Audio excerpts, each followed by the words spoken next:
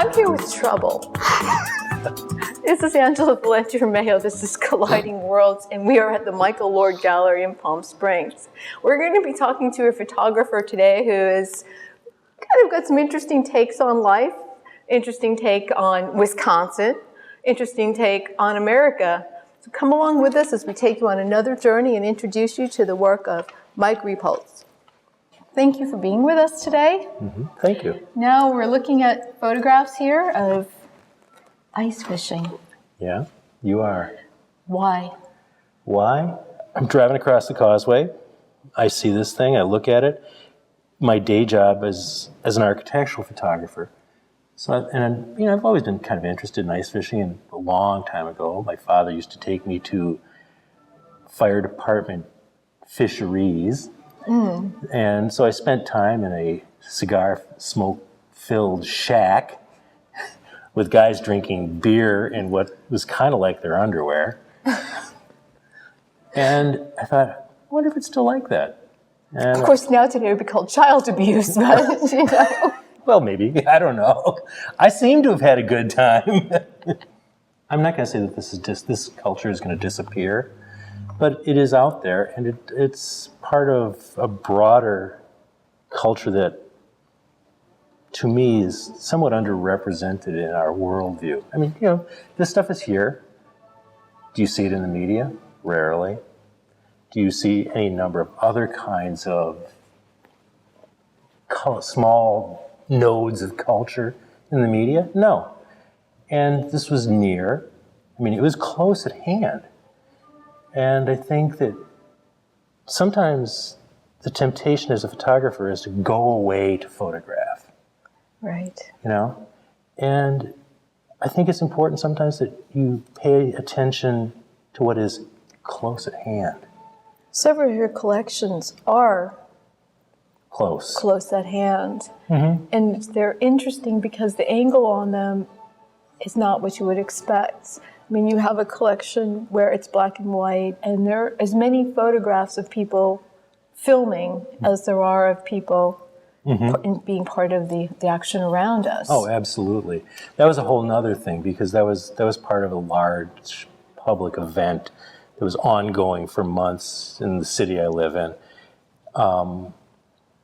And my experience of that event was radically different than the presentation of that event in media. And I think this is part of it. I'm interested in these small nodes of culture, but I'm also interested in how those nodes get represented, and how I'm really profoundly interested as well in how media forms our view of ourselves as a people. That particular collection was all black and white. I saw no color in that, and I believe it was called... The Circus is in Town. I loved the name of that, and I'm like going, oh, okay, so I'm looking. There's no giraffes, there's no elephants. No. There are people carrying signs. It's from a funny angle. Again, it's more, there's something going on around you, but you hit almost the backstory. Well, that was absolutely the intent of that. And I think some people have misconstrued the title of that series as me wanting to cover the actual event and call it a circus. That was not, in fact, what I was after. It was literally like the circus came to town when the national media came to town. It was van after van after van, live remote after live remote. I mean, I could walk around and walk 30 yards and go from one nationally televised media event to the next. It really was like the circus came to town. We should go back, and for people who don't know, what was the precipitating event then? All right. Wisconsin elected a new governor who enacted massive changes to the collective bargaining laws of the state. This caused a huge, for lack of a better word, revolt. It did. In my state. And people protested for weeks and months at a time. Curiously, simultaneously, the same kind of thing was going on in Egypt. So yeah, I mean, this event was a big piece of news. It was after the November elections of 2010 and sort of the, pardon me for saying this, Republican onslaught on the governorships of the United States. I love the fact that they were all black and whites. That was a really conscious decision. I used to teach at the Milwaukee Institute of Art and Design, and I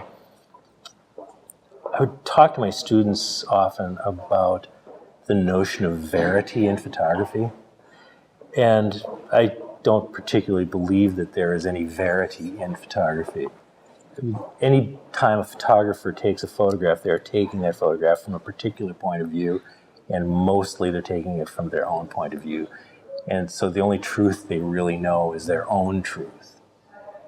My students would come to class with this notion that somehow photography was the truth.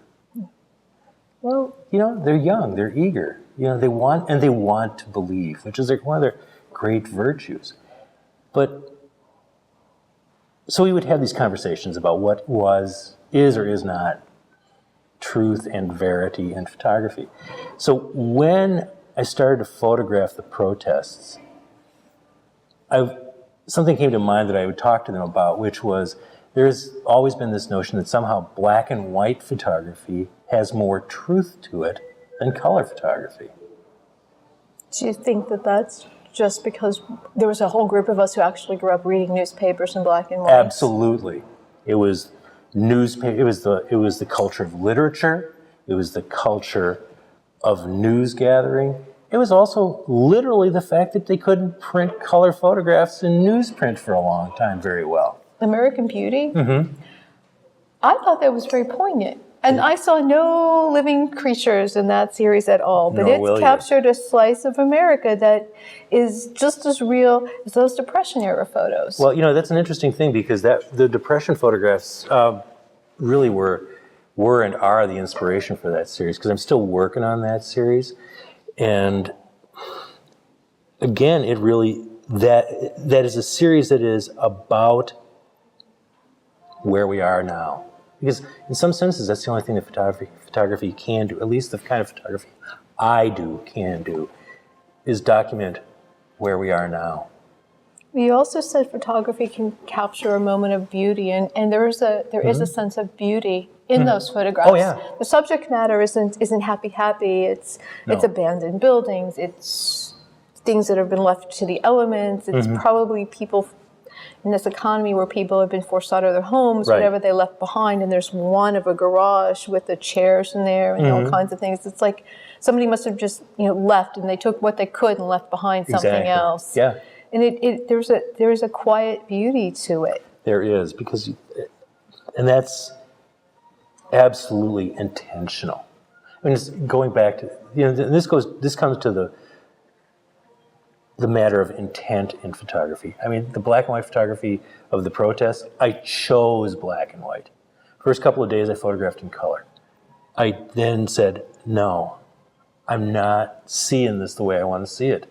I deliberately set the camera so that I was only going to ever see it in black and white. And did you feel as a photographer that you have a duty to capture a part of history as well? Absolutely. History has been a huge part of my interest for my entire life. I mean,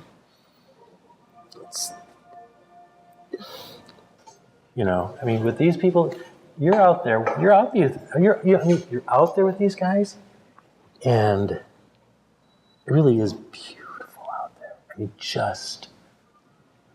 there are moments when it's just quiet. I mean, you can't hear a thing. Most of these are made in the Madison chain, so you're close to the city, and the city fades away, the sound of traffic fades away, and it's beautiful out there.